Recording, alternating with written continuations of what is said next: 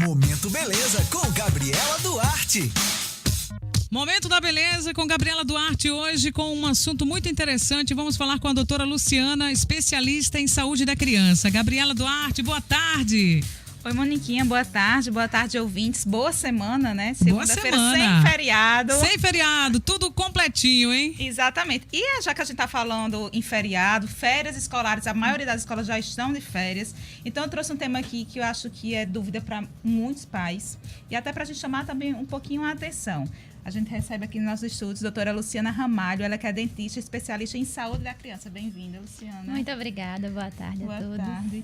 Então, Lu, vamos começar, qual a idade correta de eu levar a criança ao dentista? Hoje em dia a gente já fala, na verdade, que a melhor época de começar a ir ao dentista é quando está na barriga da mãe, né? Algo que a gente tenta trabalhar hoje é a prevenção. Então, cuidando da mãe, a gente já vai estar cuidando da criança durante a gestação. A gente fala em pré-natal odontológico ou odontologia intrauterina. E durante essa fase, a gente faz um acompanhamento para ter uma gravidez saudável e, lógico, ter uma saúde bucal saudável. Nessa fase, a gente já passa as primeiras orientações dos cuidados orais na boca do bebê, tá? E aí, após esse bebê nascer, a gente indica que, quando surgir o primeiro dentinho, já leve para acompanhamento com um dentista especialista na área. E até também para tirar aquele medo que muitas crianças têm no consultório. Com certeza, né? Exatamente. Se a gente começa a trazer a odontologia, a saúde bucal desde cedo, a criança já não vê aquilo como algo do outro mundo ou algo que vai trazer medo. Se a criança só visita o dentista por dor ou por necessidade, a gente não dá a oportunidade dela conhecer o principal, que é a área preventiva, lúdica. A consulta ao dentista ela não precisa ser chata, não precisa ser ruim e não precisa ser dolorosa. O acompanhamento precoce previne esse medo e previne principalmente as doenças bucais. E o bacana é que os consultórios estão cada vez assim, mais se envolvendo com o mundo das crianças, sim, né? Os consultórios têm brinquedo, os próprios dentistas, né? Mas aquela máscara branca, sabe, Moniquinha? A bata branca, que causa tanto medo. Exatamente. Não. Você falou em cuidado durante a gestação. E tem alguma relação em saúde bucal com a amamentação? Tem. Tipo assim, criança que amamenta mais, é verdade que os dentes são mais saudáveis? Como é que funciona? Tem total relação. Na verdade, a amamentação é um fator primordial na vida de qualquer ser humano, tá? A gente preconiza pelo menos 6 meses de amamentação exclusiva. E o que muitas pessoas não sabem, todo mundo sabe o quê? Que a amamentação vai trazer uma boa nutrição para a criança e vai trazer defesas do corpo, né? A parte de imunidade. Mas a amamentação, ela está totalmente relacionada, por exemplo, a um correto posicionamento da língua na boca, o estabelecimento da forma correta de respiração, o correto crescimento da maxila e da mandíbula. Então, a amamentação, ela é um exercício, ela também é um exercício físico para a criança. É através dela que a gente tem um direcionamento correto de crescimento facial. Sem falar na necessidade de sucção, que é algo inato, que vem com o ser humano. Então, a criança que suga no peito, que fica aquele tempo corretinho para a amamentação, ela vai sanar essa vontade de sugar no peito. E aí diminui as possibilidades dessa criança, de repente, ter necessidade de chupar chupeta, de chupar dedo, de ter outros tipos de hábitos de sucção não nutritivos, como a mamadeira de chupar também. O paninho, eu já vejo criança chupando o paninho. O paninho, e essa questão do paninho é importante porque existe um costume, né, e é cultural, de a gente associar, além de oferecer a chupeta sem necessidade, existem alguns motivos para a necessidade de chupeta, mas tem crianças que nem têm a necessidade dessa chupeta, e a gente ainda adiciona um paninho nessa chupeta. Isso piora ainda mais a ação danosa da chupeta, porque você faz um peso na chupeta e traz o crescimento da posição óssea de mandíbula e maxila para o lugar errado. Então, quando se usa a chupeta, nos casos em que é indicado, a gente também não indica o uso do paninho associado. A gente hoje em dia, inclusive, preconiza que essa chupeta ela não tenha aquela argola, para que a gente não pendurar o paninho. Porque além do paninho, agora tem os bichinhos de pelúcia, né? Que pendura na chupeta. Que é pior. Então, mãe, assim, primeiro, tem os casos quando a chupeta é indicada. Não bota a chupeta só porque é bonito. Porque eu já vi casos que botam, bota a chupeta porque é bonitinho. A gente fala em uso racional da chupeta, né? Não é... acontece assim. O ideal, eu digo sempre assim para os meus pacientes, existe o mundo ideal e o mundo da prática. No ideal, a gente não teria chupeta, não teria mamadeira, não teria dedo. Mas existem crianças que mesmo mamando, mesmo se nutrindo direitinho com o peito, estão bem alimentadas, mas ficam com aquela necessidade de sugar. Para essa criança, é indicado a chupeta. O tempo todo, de toda forma, não. Essa chupeta é indicada apenas para suprir essa necessidade adicional de sucção e para momentos de estresse maior ou adormecer. Após esses momentos, essa chupeta deve ser retirada. É aquele momento que a chupeta cai da boca e dá aquele desespero. Exatamente. Sabe? A chupeta caiu da boca, caiu. Não é para chegar lá desesperado e colocar essa chupeta na boca da criança. Aí agora vamos falar, a criança já está naquela fase maiorzinha, que acha que é independente, que toma banho sozinha, gosta de escovar os dentes sozinho. Como é que a gente deve fazer essa supervisão? Porque não é simplesmente deixar a criança com a escova de dente e a pasta, né? Tem que haver essa supervisão Com também. certeza tem que haver essa supervisão.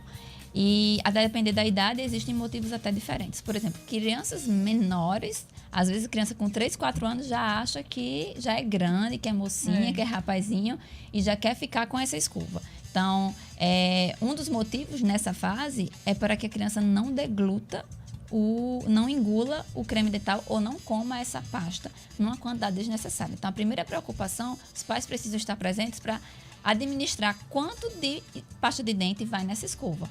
Numa fase mais que a criança já está mais velha e que realmente já tem algum certo tipo de independência, também é necessária a presença dos pais, porque por mais que a gente ensine eles a escovarem, por mais que eles escovem, eles não têm ainda a coordenação necessária para remover toda a placa, toda a sujeira da boca. Então, é preciso que eles escovem, sim, para a gente criar um hábito nessa criança e para ela, com o tempo, desenvolver uma coordenação adequada. Mas é preciso que os pais estejam presentes para depois reforçar e, de fato, remover o que precisa ser removido de sujeira. Esse período agora de férias é normal, natural, que tenha mais o consumo de bagana, como a gente chama, né, do doce. Como é que eu faço para estimular uma criança que ela deve escovar os dentes, sim, depois das refeições, antes de dormir? Como é que nós, pais, podemos fazer isso para estimular a criança? Dependendo da idade, a gente pode agir de formas diferentes. Crianças menores, por exemplo, eu sempre peço para introduzir no dia a dia delas, sem ser necessariamente o momento da escovação, coisas relacionadas à odontologia. O que a gente mais tem hoje em dia com redes sociais, com internet, são músicas que tratam do tema de forma bem descontraída e que eles terminam gostando. Trazem o tema da odontologia, do escovar os dentes. Nós temos desenhos para isso, e aí eu peço para sempre introduzir isso no dia a dia da criança. Crianças maiores que já têm uma capacidade de compreensão é conversar mesmo, mostrar o que é que acontece quando a boca não é bem limpa, quando não se escova, mostrar como é que o dente fica. Aí você usa a teoria, vai na internet, pega aquele dente bem cariado Isso. e mostra. Não vai escovar Mais ou não, ó, vai menos ficar isso. assim. Mais ou menos isso. E mostrar a importância, por exemplo, do porquê, né? Ter uma saúde bucal legal.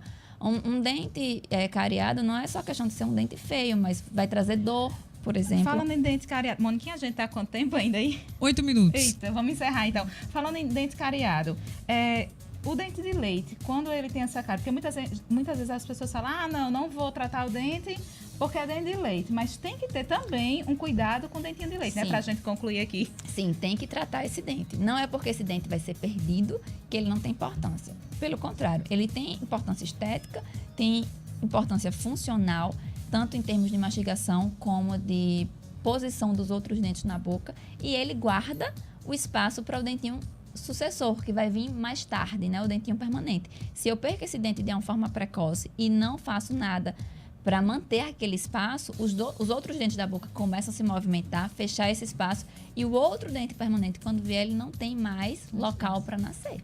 Nossa, tinha mais um montão aqui de perguntas, de dúvidas, Moniquinha, mas, doutora Luciana, muito obrigada aqui pela presença. Eu que agradeço a oportunidade. O tempo é curto, no instante passa, mas vou chamar mais outras vezes, Estaremos certo? Pra gente justamente falar. Certeza. E o pessoal que está ouvindo, telefone para contato? Atendo na Clínica Odonte, tá? Com Temudo, na Avenida Maria Lacerda, ponto de referência em frente ao restaurante Bonsai. E o nosso telefone para contato é o 99-407-3075.